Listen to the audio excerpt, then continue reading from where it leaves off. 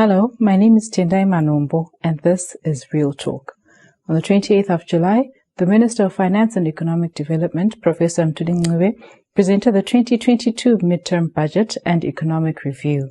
The Midterm Fiscal Policy Review Statement is meant to highlight the progress made with regards to implementation of the national budget. Today, we have Professor Gift Mugano and Zvikomborero Sibanda, both of which are not visitors to our show. They will be giving us a commentary and breaking down what the budget means, what the announcement means, and what we should expect as citizens, and basically what it means for the whole of Zimbabwe. Please stay tuned for more.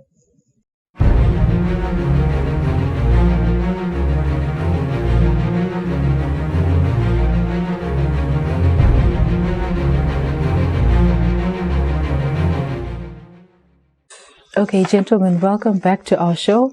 We are so happy to have you here, and we know you have a lot to share, especially after the midterm budget was announced. Professor, please may you just share the highlights of the review and what your assessment is. Thank you very much, Tendai. Thank you for having me here. I think the major highlight of the budget was the supplemental budget, which was presented by the Minister of Finance. I should commend him for doing that, because for the last 3 years he was not presenting a supplemental budget, but then you see that later on he was spending outside the budget framework. If you look at the current condonations which were submitted to Parliament, for example, in 2019, the Minister of Finance spent $6.7 billion outside the budget. Yes. In 2020, he spent $102 billion, which was almost 2 times the budget for 2020. And that's not right from a transparency, accountability point of view, and also constitutionalism.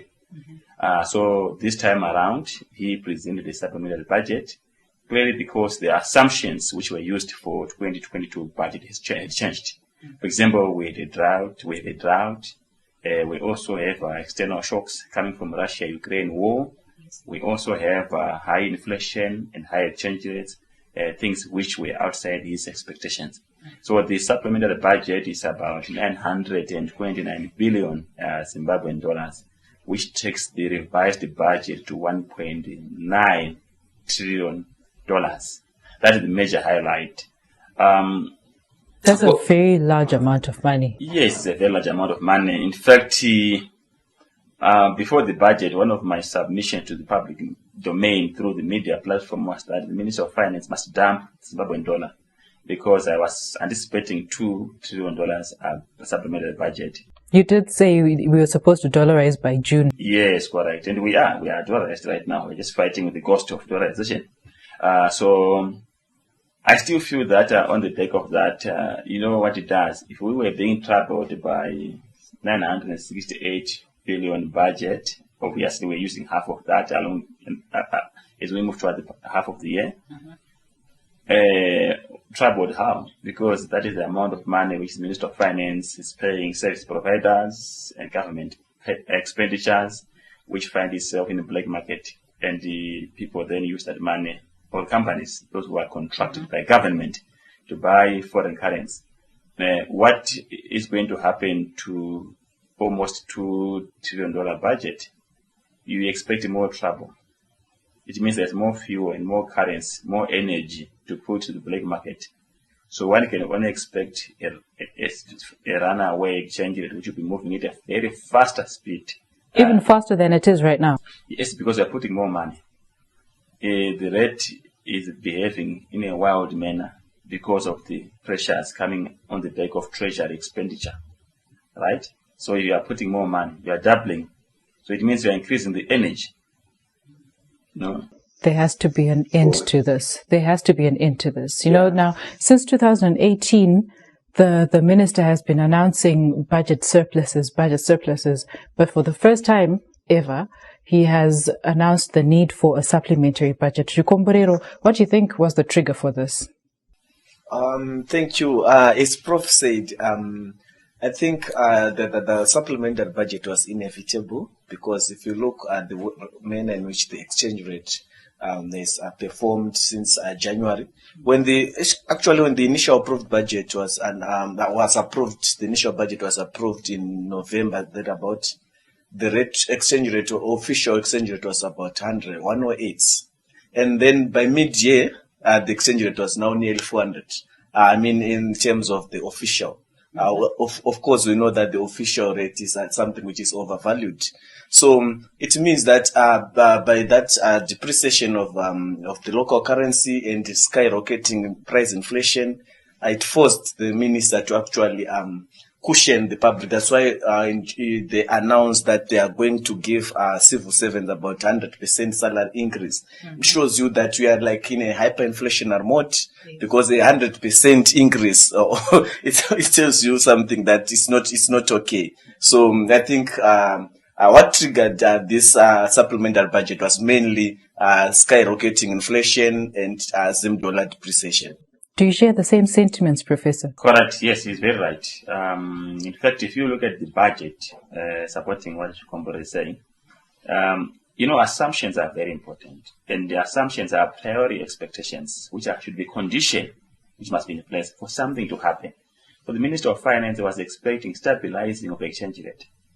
So if the rate is stabilizing, in fact, when he announced the budget, in November, the rate was 85 against $1. At that point, of course, at the point of approval by Parliament, it was around 108. But let us look at 85. So if you are talking about stabilizing, you don't expect it to run away from 85. It should be around 85, 86, 84, somewhere there. So, because remember the budget also, in terms of the expenditure lines, if you look at the blue book, at the back of it, the budget is in US dollars. There's a schedule in US dollars, which shows you that the Zim dollar component of the budget, there's a rate which was used there. Mm-hmm. And that is rightly so, because contractors, even when they are quoting government, they quote in US dollars, and at the time of payment, they are paid in Zimbabwean dollars using the official rate. So now, if your rate was supposed to be around 85, because it was supposed to be stabilizing around that level, and now the rate is around 400, it has gone up how many times? 5 times. So the capacity of government then to pay the services at the current budget is no longer there. So they have to do a second, redo the budget altogether. But I think it's also fair to comment on the external shocks. For example, a drought, because the drought kind of put us off the way in as far as our expectation from the agricultural side is concerned. So we are importing maize now. It's about to be self-sufficient. And that also pushes government into quandary as far as budget is concerned. Then, of course, people don't want to place emphasis of Russia-Ukraine war. But when you look at the price of fuel, which has gone up from $1.30 per liter to $1.88 at some point in time per liter, that was pushed by bottlenecks in Russia and Ukraine, which has become a global phenomenon. Well, it's only fair to talk about the Russia-Ukraine war, but we mustn't disregard the fact that Zimbabwe within the region has always had a higher fuel price. Correct, because of the tax regime. Because before some minor adjustment to the tax regime, around 50% of the cost of fuel was coming on the back of taxes going to Treasury. So, but what is very important for government itself is also to know that a Russia-Ukraine war is coming in as an extra poison on a person who is already in an intensive care unit. Because we should not forget where our challenges are coming from. It's a monetary phenomenon. We have a challenge of managing our monies. And the Minister of Finance, as far as I'm concerned, it's become the second central bank, the biggest central bank in terms of pumping money in the economy. And ironically, the Minister of Finance, deliberately so, when he is speaking, even on this midterm review, he deliberately ignored that his department, his ministry, is pumping money. He went on to make a reference to the reserve money, which is stagnant, which means Dr. Mangudya is doing a good job of managing money supply from a reserve money point of view. But he did not want to go into detail to speak about how his payment system, the procurement system, is causing havoc in the economy. You know, if you allow me to explain this, when you look at our procurement system, there are atrocities taking place within the Ministry of Finance, for lack of a better word. Companies which supplies governments with services, whether they are contractors, they're in the agricultural sector, stationary, right? First, they use a forward exchange rate. So, for example, if the exchange rate is 1 to 850 in the black market, not even official rate, they can take a rate of up to $1,500 to $2,000. And the Ministry of Finance deliberately don't check this. Yet you, tender, if you go to the shop and you are buying a commodity, you even see that the exchange rate for this commodity is so much. You can decide deliberately as an economic agent, which is rational, to use the US dollars or Zim dollar, depending on what is comfortable for you, because you would see that this rate, which is being used here, is 1.5. But the Ministry of Finance deliberately does not pay attention to that. They just pay someone who is using a rate of 1.5. And most importantly, they buy from a company which is a middleman to supply commodities being manufactured in Zimbabwe. For example, if you want a dairy product, they buy from Gano Private Limited, who has no dairy plant, instead of them buying from Nestle or a dairy port.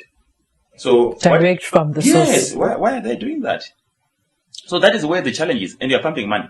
And these guys, once they get the money at a forward rate, they are prepaid the money, and they go and buy foreign currency. Those are the people who are raising the rate under the watch of Minister of Finance. Right? The last atrocity is in the sense that we are using cash to finance a long-term infrastructure. It's unheard of. You don't use cash.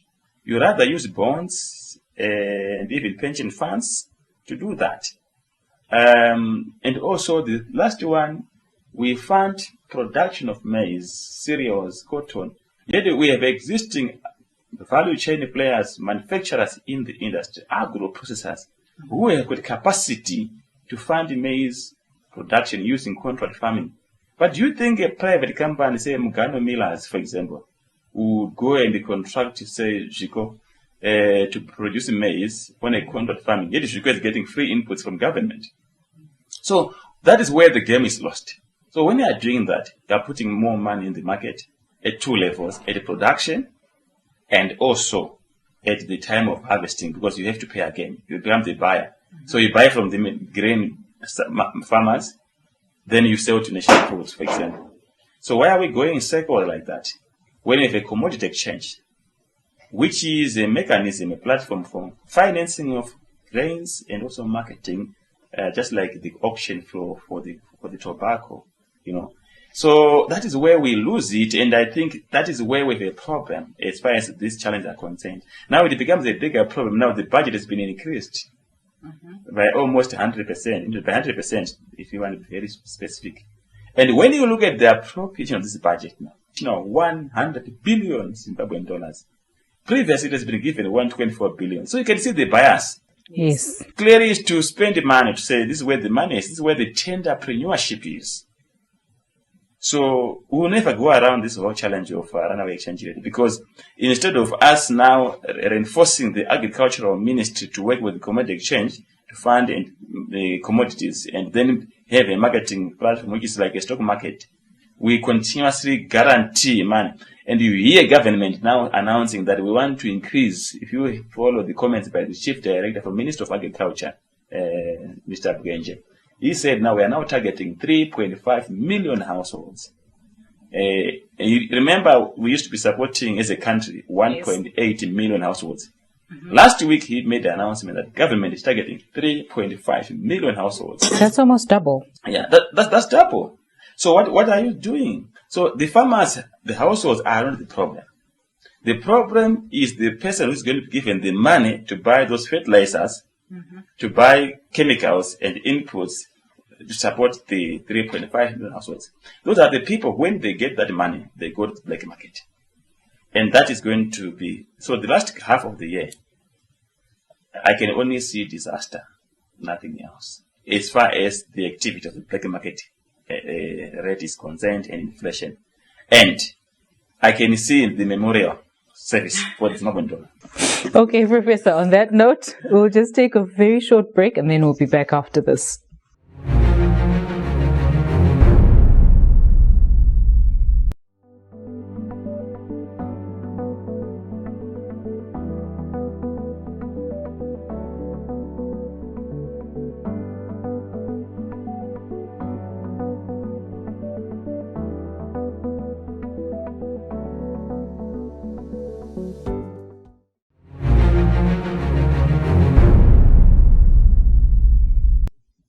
So, Jikumbarero, from a social and economic justice perspective, do the measures that were announced by the minister meet the expectations of the citizens?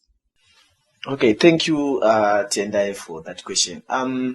This budget, the midterm budget review and the supplementary budget, I don't think actually it covers the expectations of the public, because one, given the status quo of high inflation, massive Zim dollar exchange rate depreciation, rising poverty and widening income inequalities. So the first port of call for me, from my understanding, is that the minister was supposed to give us measures to actually address issues around exchange rate depreciation and inflation, because that's major trouble for me, for citizens right now. But if you can check, as Professor initially said, by actually doubling the budget, we are increasing money supply in the economy, and in terms of Zim dollar liquidity, and this fuels further exchange rate depreciation. So also another issue Tendai should also consider is that in terms of the welfare of citizens, and here I mean salaries. If you can check, yes, the minister has said that there are actually 53% of the supplementary is going towards the remuneration of civil servants, but that's 53% of what, if you are looking at something like the average salary right now for civil servants, something like 50,000. So you can actually see that if you check that 50,000 against right now, the latest official statistics for July, which actually shows us that a household, average family of average household of something like 6 now requires more than 150,000 per month, which is unsustainable. And your salary is 50,000 or 35,000. So you see, then so it's an increase, yes, 100% increase, but it's an increase of what? For me, the minister was actually supposed maybe what we can just do maybe to peg maybe salaries to the interbank rate, or at least increase the USD component of the civil servant salaries. That's what was my expectation, that maybe the minister was going to increase the USD component, or at least peg these salaries to the interbank rate, because the exchange rate is changing almost every day, especially on the parallel market. And what you have to understand, Tendai, is that the private sector actually uses the current market rate, which is the parallel market rates. So that's why if you go in the shop, you can see that 2 liters of cooking oil, something like 6,000 or so. So you can actually see that the burden citizens are facing very much burden, which I was expecting the minister to actually to address. Then you can also look around the issues of in terms of from that supplementary budget. I think 3.5% of that is going towards the Ministry of Public and Social Welfare. Yeah, the Ministry of Social Welfare. That's where we expect, actually, given this current scenario, from my understanding, I think I was expecting actually the minister, the treasury, to actually strengthen our social safety nets, because there are so many people, vulnerable groups, which are being exposed to this current macroeconomic volatility we are experiencing right now. Mm-hmm. But you can actually see the minister is actually set aside about 3.5% of that supplementary budget towards the Ministry of Social Welfare, when actually more than 40% of Zimbabweans estimated to be in poverty, extreme poverty. By that, you just mean they are living on less than $1.90 per day. And food security is very questionable at the moment. Yes, so expecting that increase, at least meaningful social safety nets for the vulnerable groups. Also, if you look around, there's this another issue which I always speak about on public debt. Our debt is something which is troublesome, and I think our public and publicly guaranteed debt is something a stock of about more than 17 billion. And that the large chunk of that is external debt, which is US denominated. So I was expecting the minister to actually, Treasury came up with its debt resolution strategy, as well as, and they are now saying that they are coming up with, they're going to host a debt forum, which all these are good points, but, I don't think, at the moment, it's about the issues about debt forum, but I think from the prerequisite is that Treasury should actually, or government per se, should actually implement economic reforms as required by creditors. I think that's a prerequisite which they should actually address. But by now, since 2019, we had the TSP Transitional Stabilization Program, and now we are in NDS 1. And all these blueprints actually, they talk to issues around economic reforms. You can look parastatals, our institutions are not in shape. So the creditors are saying Zimbabwe should actually implement these economic reforms before we can actually give you debt relief. But you can actually see that since 2019, or since the incoming of Professor Mthuli as the Treasury Chief, there's a little progress around issues of implementation of economic reforms. So, and this issue of debt, the issues of debt around impacts of debt, and I think you can all see it around issues of inflation, issues around taxes. We have high taxes because of we have limited fiscal space. The government actually now relies much on citizens, poor citizens. Yes. So we're expecting the minister to actually address issues around public debt, because this is one of our problems, which is causing inflation, exchange rate depreciation, which is also, it's also constraining the counter-cyclical effects of fiscal policies. So, yeah, that's so from my end, I don't think the budget was actually addressing the issues which are being faced by people. Also, if we look around maybe tax relief, where the minister announced that have actually increased the tax-free threshold from 300,000 to about 600,000 per annum. So 600,000 per annum is about maybe 50,000 per month. So it's given that, as I explained earlier, that a household, actually an average household now needs about more than 200,000 per month. And then you're saying you have a tax-free threshold of about 50,000, and we have 2% tax. Actually, I was expecting the minister to bring issues around, maybe to scrap or to reduce maybe VAT or the 2% tax. But actually, the minister maintained that. So by giving that a 50,000 tax-free threshold, given the status quo, I don't think is something which give relief to the already overburdened citizens. The issue of tax is a very sore spot for Zimbabweans, and ZimCOD has been very vocal about it. They have spearheaded the conversation around removal of taxes, taxes in Zimbabwe. To what extent does the policy review address this? You just said that they didn't touch on it, but what could they have done? Thank you, Tendai. That issues around from everything. Zimbabwe, I think the cost of living is very high. Zimbabweans are overtaxed. So from my point of view, I think I was just expecting, as I said, as I alluded earlier, that maybe the issues around actually maybe to the tax-free threshold, I think something about maybe to give some, let's say 100,000.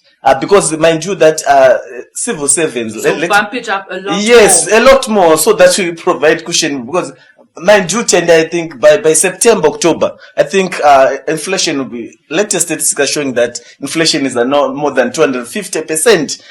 We know that this is conservative figure. Actually, maybe the actual inflation is measured by independent analysts out there. It's something like more than 400, 600%. So I would expect the minister to actually increase the tax-free threshold maybe to 100,000, even though they are actually paying 40,000 or less. There's also issues around the 2% tax, maybe to reduce or to scrap that yes. It's an additional cost to economic agents. You can also see that the minister also recently, the 2% cash withdrawal limit for maybe foreign currency, as well as 4% tax for all electronic USD electronic. These are issues which add to cost of production, cost of transaction in the economy. I would expect the minister to actually maybe reduce or to scrap entirely those unnecessary costs. And then we have also to maybe from a positive end, we can maybe say the minister actually announced that they are suspending duty on basic commodities. Yes, that's commendable. But you can actually see that after removing that duty and allowing people to import, after importing, you are using foreign currency. So it means that you are going to sell your commodities in US dollars, and the government is paying its workers in local currency. So I think that's where the first problem is the access to foreign currency. Yeah, exactly. So you are actually, yes, you have removed the duty, but you are paying people in local currency. So for me, it's something which is the minister actually was supposed to address to ensure that all citizens, especially the vulnerable, benefit equally. Professor, what are your views on the tax issue? Correct. I think if you go to justice, the starting point is that the 2% at this point in time must go. Just remind us why it was introduced. Exactly the point. Because we got the 2% under austerity. Mm-hmm. And austerity, it means you are increasing taxes and cutting expenditure. So now you see there's no more austerity because expenditure is not being restrained. Mm-hmm. It's now spending. It's worsening. Yeah. So why are you keeping the 2%? Particularly if I want to borrow on his point that we have 49%, according to Zimstats, people in extreme poverty. 70% of the rural population are in poverty. Right. So extreme in poverty, those are two different levels. He has explained that bit. So I would think that at this point in time, the people are being paid less money. We now have internal domestic remittances where people in the urban areas are sending money home to assist their families who are also facing food insecurity. And you maintain the 2%. I think at this point in time, the best offer government can do in the absence of safety nets, which you spoke about, or in the presence of weak safety nets, is to remove the 2%. I think it's only fair request to the Minister of Finance. But I would want to add, if you allow me, part of the social justice, which has not been clearly addressed. From 2019 to date, the performance of the budget of Ministry of Health worries me. When it comes to utilization of funds, every year, mid-year review of the budget for of all line ministries, you see Ministry of Health would spend something below 30% by mid-year. In fact, in last year, 2021, the utilization of funds for Ministry of Health was 17%. What justifies that? It means the Ministry of Finance is not releasing money. Right, I'll tell you where the money is going. This year is 27%. But if you go to hospitals, remember last time when we talked about this issue of availability of services, social services like health, which is part of social justice, you would see that there are no basics, not even stationary. Everything which you can think of which can make a clinic or a hospital, there's serious shortages. But the budget is not being utilized by the ministry because Ministry of Finance is holding on the money. Where are they putting the money? If you look at the office of the President and Cabinet, by mid-year, this bin-tape budget review had used 111% of the budget. on average, each line ministry or department should use 50% by mid-year, so that you can use 100% by end of year. You would have used all your budget, right? Yes. But the OPC had used 111%. Ministry of Defense had used 75%. Ministry of Agriculture had used 80%. Ministry of Finance itself, the Minister of Finance himself, had used 75%. He had overspent by 25%. He was supposed to have spent by 50%. So that's where the funds are going. Then he tells you, because the budget seems to be balancing. But because we would have taken money from Minister of Health and give to OPC. So when you look at this ministry which are spending money, you can only see political massa. Because OPC is the government. That's where the center of power is. Minister of Defense, that's the way the security is. Minister of Agriculture, that's where the entrepreneurship is. Minister of Finance, they are also passing on the way of eating the money because they are the check holder. So the engine, basically. They can be forgiven because they will say, but you see. So the point I am saying is that it worries me because I can challenge anybody who have got the privilege to go on the website. Because if you can go on the website, download the budget of Minister of Finance, see how they spend the money for the last 4 years. This is the setup. These ministries and departments are the ones which takes the money. Last year, by September, 3rd September, Minister of Agriculture had spent 169%. They were supposed to spend 75%. Minister of Defense had spent 135%. Minister of Finance had spent 133%. Are you with me? So it only suggests that at the point they maxed out, they started eating into other ministries. Right? Yes. But at that point, the Minister of Health again had spent 47% by 3rd September 2021. So this has been religious. So you see, the social ministries are not being given enough money. That's why when you go to passport, you can't get a passport. You can't get an ID.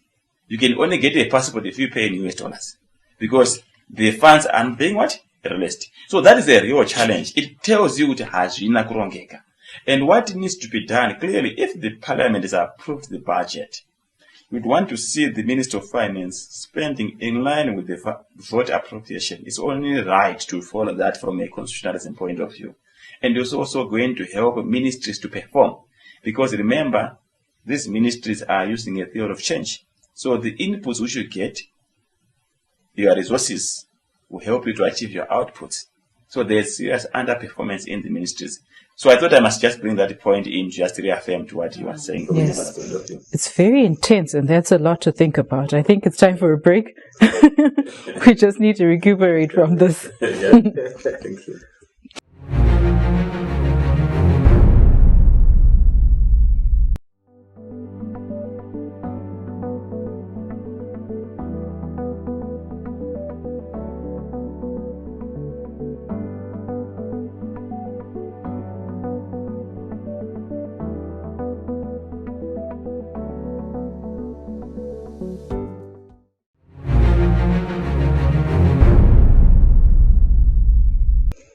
Welcome to our third and final segment, and here we're talking about the midterm budget review that was announced last week by the Minister of Finance, Professor Mthuli Ncube, and we have Professor Mgano here and Chikomborero Sibanda, who are economic specialists, who are economists, and they have a few commentaries that they're making.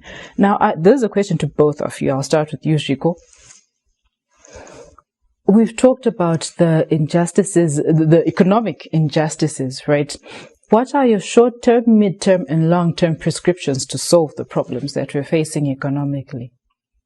And Professor, I'm going to ask you to answer the same question too. Okay. So I will speak for short term so that I'll also give Prof term. In the short term, for me, given the status quo, I think it would be better for us, for government to actually maybe increase or actually maybe dollarize the economy. I'll actually go for dollarization because, dollarization will bring us a quick, actually clamp the current price madness we are witnessing in the economy. So in the short term, I would actually support that the government should accept that the same dollar has failed and actually increase USD transaction in the economy. Also, for the medium to long term period, I think that what are the main causes of the current situation we are facing? I think it all comes to economic reforms, which I've been talking about. So, what do we need to do? Actually, I expect the treasury to actually have that fiscal discipline. Because you can see, I think earlier the professor I think articulated around this issue of more than 107 billion condonation which the treasury is seeking. That's overspending its budgets. So we actually need to instill that discipline in spending discipline. That's fiscal consolidation as the first starting point. Two, we also need to actually do away with all this because RBZ is one of also the key the players of this current problems we are facing. So, especially through what we call quantitative easing, if I may say so, QFOs. So I think the RBZ should actually need to keep money supply under check, because actually I understand that in any economy, the rate at which money supply or the quantum of money is growing should be in tandem with actually the growth in the real sector, of which that's not the current situation we are facing right now. Actually seeing money supply is growing at an alarming pace. So I think we also need to actually, the RBZ need to actually keep money supply growth under check. I mean, by under check, I mean should actually grow in line with the performance of the economy. We also need to focus around issues of public debt. I think I've also explained that earlier, the impacts of public debt on the economy, performance of the economy. So we actually need to, the treasury need to actually to make sure that they address issues around public debt, because our public debt is now in distress. We are struggling to actually to repay, and this is actually crowding out our public service delivery. That's why you see sometimes, I think it was last year where actually our debt servicing was actually more than what we spend on social welfare.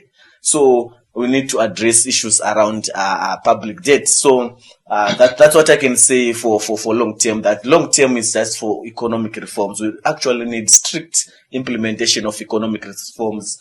Could it be our parastatals? You know, parastatals have become like parasites to the fiscus, where they actually getting that aid from the central government. So I think we actually need to address our parastatals. We need institutional reforms. Our institutions are very weak in Zimbabwe.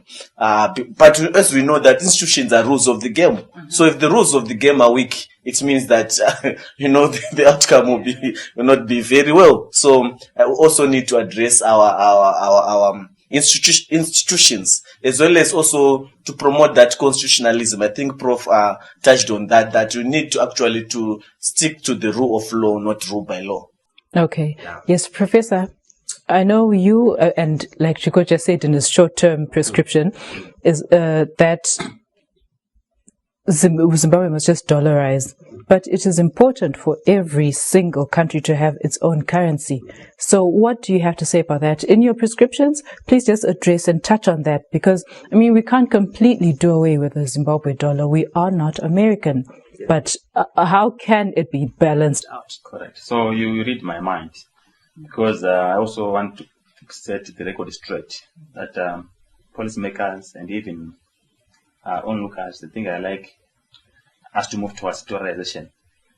As an economist, I don't desire us to move towards dollarization. Mm-hmm. I always call dollarization is like death, that we don't want to die. But if we aren't careful and we are reckless, we die. So let me work on how can we save this country from dollarizing, mm-hmm. and rather saving our currency, if government is serious about saving our local currency, because we want our local currency. So the short-term measures to do that, I would want to pick from what the Minister of Finance presented in his budget. He said that he's setting up a value for money unit. And I remember when we met last time, we talked about the abuse of public procurement system. Yes. And I'm sure he followed our discussion along the way. And I think it's only fair to recognize that. The value for money unit is very critical unit, which would then clean up the mess in the public procurement system, where people are charging ×2 prices. They are using forward rates. They are also there are no proper bidding processes where one will be given a tender when you are not even qualified to win that bid, or where you are buying from Ghana to supply dairy products and no dairy company. So that is a very critical unit which I think can help to reduce the madness which we are seeing on the black market caused by the people who are getting jobs from government under tenderpreneurship. So, but what I would want to say to government, particularly the office of the President Cabinet, which is kind of with the role of policy coordination and the policy monitoring and evaluation, is that there's need for political will to make sure that the value for money unit works. Because why I'm saying so, the current service providers and government are kind of concentrated. There are very few players who are everywhere. They are in the supply of agricultural inputs. They are in the construction in the roads. They are in the dams. They are in the supply of stationery and anything which government want to buy.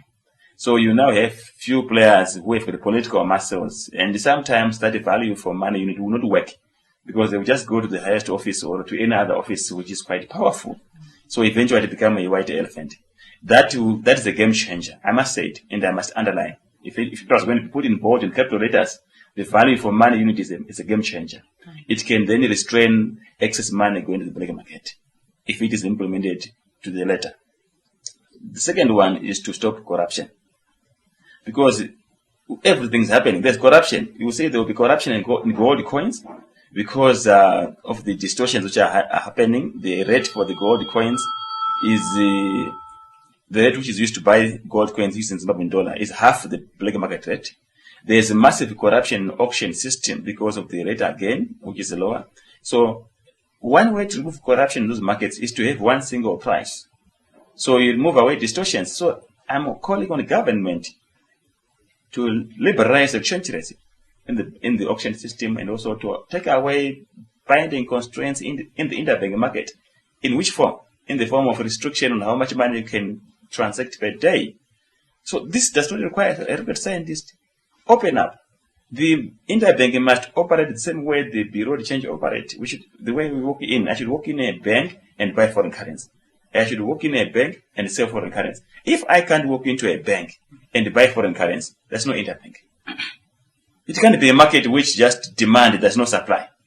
There's no market like that. So what name is given to that kind of market? It must remain an interbank as interbank, but it must allow me, the central bank must allow banks to sell foreign currency. Okay. So what is not happening is the selling of foreign currency. So it's a one-way thing. It's a one-way thing. So it's not a market. A market has got demand and supply. Yes. You can't just have demand where there's no supply. So you should also supply with foreign currency if I go in there. And that will give people comfort from going to the formal market and going to the black market. Because I will go to the black market where I can buy foreign currency. So these are immediate recommendation I'm providing. The other also immediate recommendation is that the Minister of Finance must not act, particularly the Minister of Finance, must not act like a Prime Minister. He's acting like a Prime Minister how? He doesn't listen to anyone. He doesn't listen to Parliament. Because the Parliament approves the budget. And he's expected to then disburse funds according to the approved limits done by Parliament. But he does what he wants. He doesn't go to Parliament to submit a supplementary budget in the last 3 years. Hence the condonation, which were massive. And we are still waiting for condonation for 2021. So it becomes one-man show, and it's not right. Even for onlookers, for those who want to invest, they have no confidence because there's no rule of law at that level of how the Minister of Finance is behaving. So it should be known that is wrong. And that you don't need 10 years to stop. Just stop now and do the right thing. Now, the other point is that politically, we can talk about economics, but if we don't deal with our politics very well as well, we also miss it. So if you check the arrests happening to particularly the CCC members, it's not a good thing for international engagement and for flow of capital. Because when you then look at how money is coming to the region, there's enough money going to Zambia, going to Mozambique, going to South Africa, going to Botswana, But Zimbabwe is excluded because our political environment is toxic. Clearly, I don't see it making sense, even now, for government to hold on Job Scar and Godfrey Story behind bars for simply addressing mourners. But when you hear certain stories of people who were caught with gold are walking free, you hear someone who was calling for the killing of Chamisa is walking free. You think the world is stupid.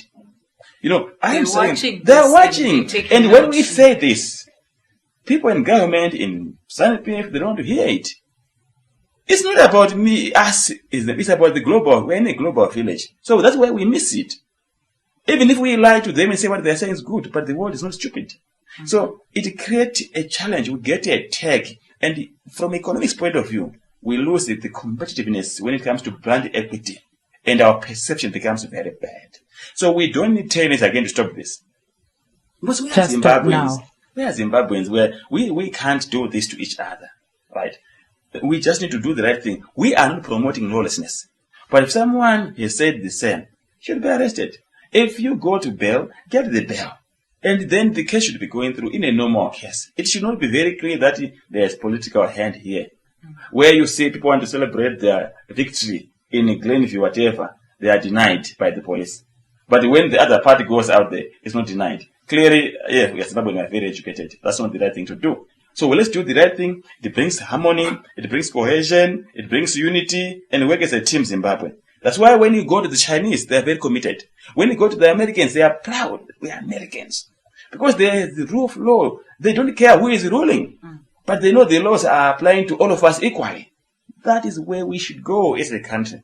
Now, medium to long term, we need to work on production.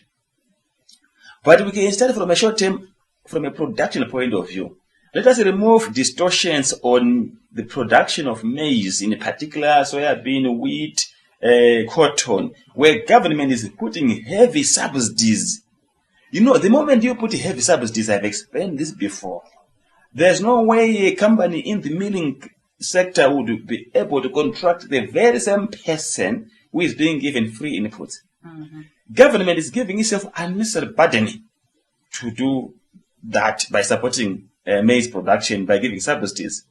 Government funds should go to areas of market failures, the road, feeder roads, which are connection roads in the farms, irrigation, and other things like extension services. That's where the money should go to. The issue of funding, marketing of agricultural produce should be done by private sector through a legislative environment.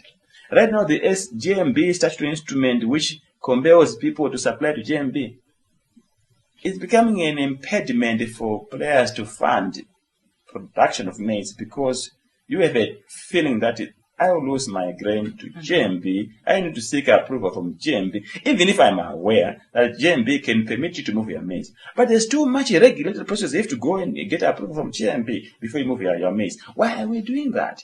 You see, that is the very same thing you must deal with. But long term, I want to emphasize issue of reforms.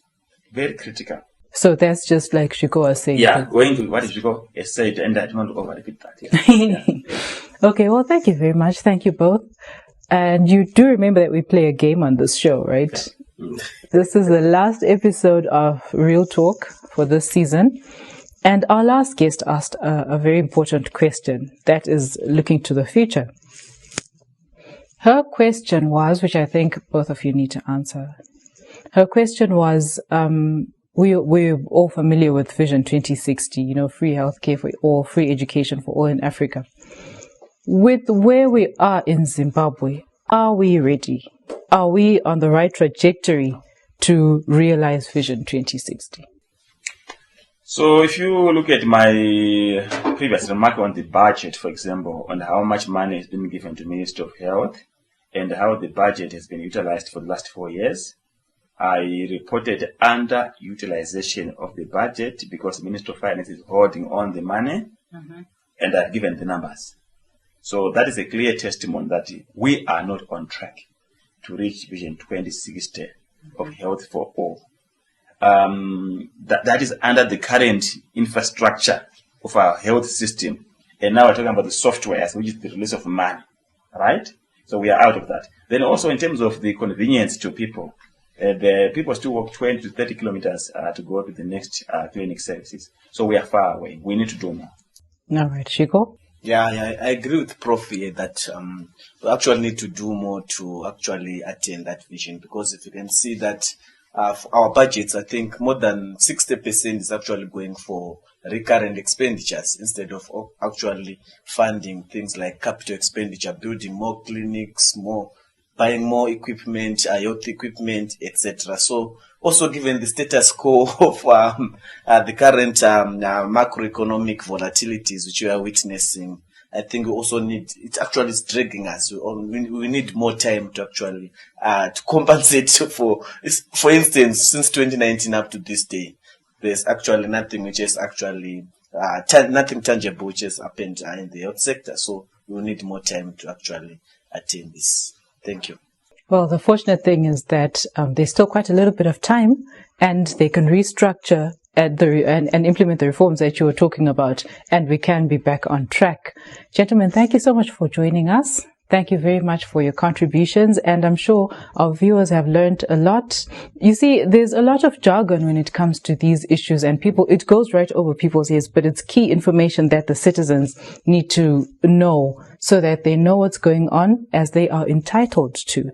All right. Thank you so much, and thank you to our viewers for watching our show up to this point.